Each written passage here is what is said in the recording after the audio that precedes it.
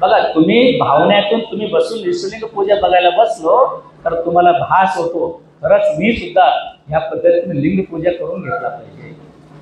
तेवढा मनात भाव तयार व्हावं म्हणून इष्टलिंग पूजा बाहेर असतो. प्रत्येकाने दिसलं पाहिजे, ते मनात भाव निर्माण झाला पाहिजे मी लिंग पूजा करतो.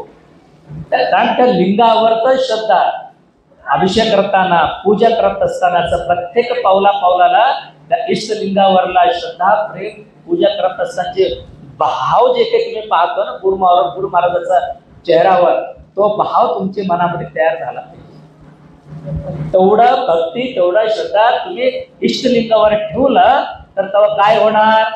इष्टलिंग प्राणलिंग, इष्टलिंग तो प्राणलिंग स्वरूपामध्ये बदल होतो. तो प्राणलिंग स्वरूपात बदल झाला तर तुम्हाला ज्ञान निर्माण होतं डोक्यामधून. कारण हे सगळं वेगळं आहे, हे मी नाही, हे मी वेगळं आहे, हे मी वेगळं आहे. म्हणजे संसारातून तुम्हाला थोडा थोडा अलिप्त होता येतो.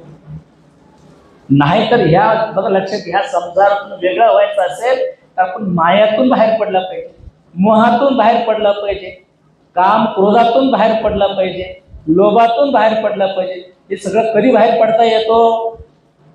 हे काही माझं नाही हे भाव मनात आल्याशिवाय वाटणारच नाही. बघा इथं